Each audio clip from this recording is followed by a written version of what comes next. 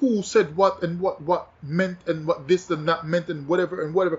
All right, it's Yalak here again, and today's date is August 29, 2016. And I'm talking here about this term that we hear, the oral law. We've heard the Jewish rabbis time and time again talk about this mysterious Talmud and the oral law, and they're always quick to tell you, oh, you don't know what you're talking about because your translation is just a translation, and it's the King James Version or whatever version. It doesn't matter to them what version. As long as you aren't learning from what they read from and from the Talmud, you don't know anything. It's funny that you can read something like Genesis 1 verse 1, in the beginning God created. And you can know then it's saying that Creator made everything that we see, right? The world, all the trees, all that kind of stuff. And while there are deeper considerations when you go into the Hebrew, you can still get the basic idea it's giving you, that there is one Creator given to us as the God of the Bible, and He's the one who created everything. That's just a basic understanding of Genesis chapter 1 verse 1.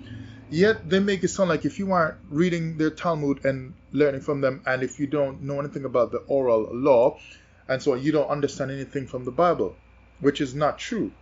And when you look at other people showing how there's a serious problem with the Talmud, saying it came out of Babylonian efforts to create a document that's, that's for them, and they try to trick the whole world with it, it's just kind of funny the way that they present it, right? Oh, but what does the oral law say? What does the oral law says? Oh, but you've got the written law. You're reading it, and you're not even reading it from the original. You're just reading it from a translation of a translation and so on, right? Yet, it seems kind of funny, because look at this. I'm reading. It's funny because they keep telling you, oh, the oral law, you need to understand it from the oral law. And the only way you can understand it from the oral law is to come and read their Talmud and learn from them, directly from what they're teaching and how they're teaching it. They've taught about this oral law for so long, and they never just print out the oral law so that the world can just have it. You see, it's a trick to get you to come under their system, and learn directly from them.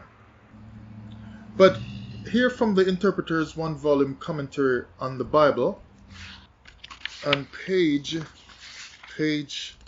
1 actually, it says here they're talking about the different sources for the book of Genesis, right? And they talk about the J for Yahweh, E for Elohim, and P for priestly.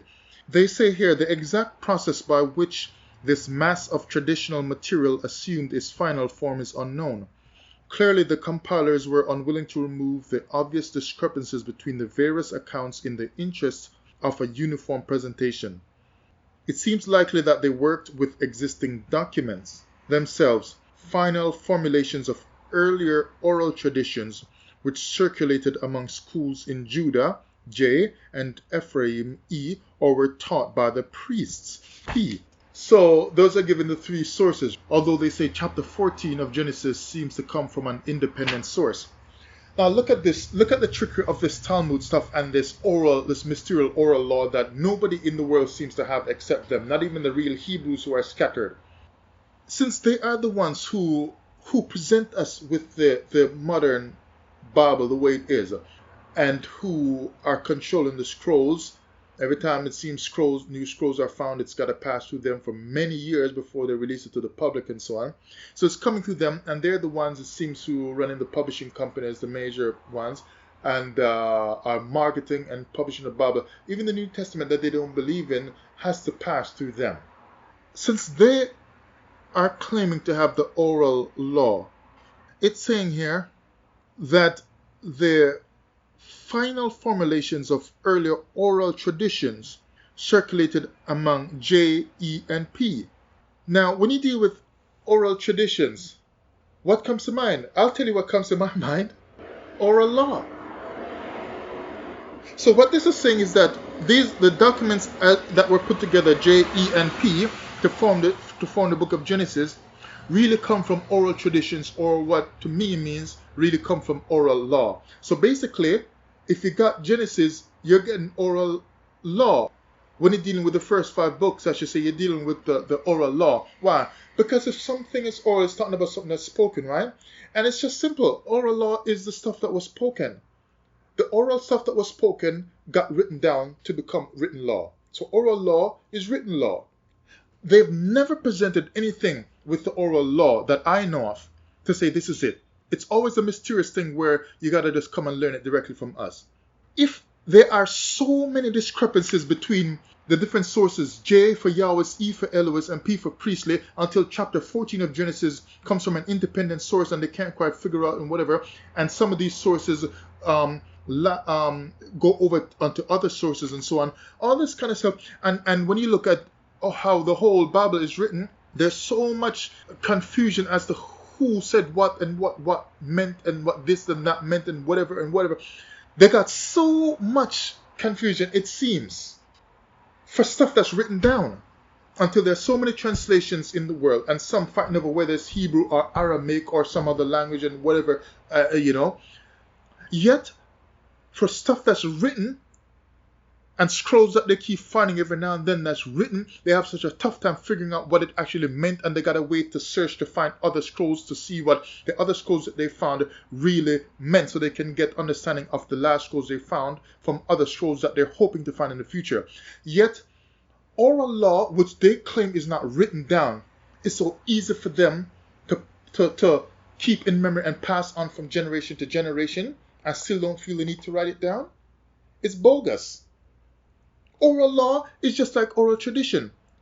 It's the initial instructions that were given by the Creator so long ago, and it got passed down as tradition, right? And it got written. Look at in Ugarit and in Syria, in different places that they found different scrolls, proving that even people like Abraham had law before Moses, letting you know that the nation of Israel was later given.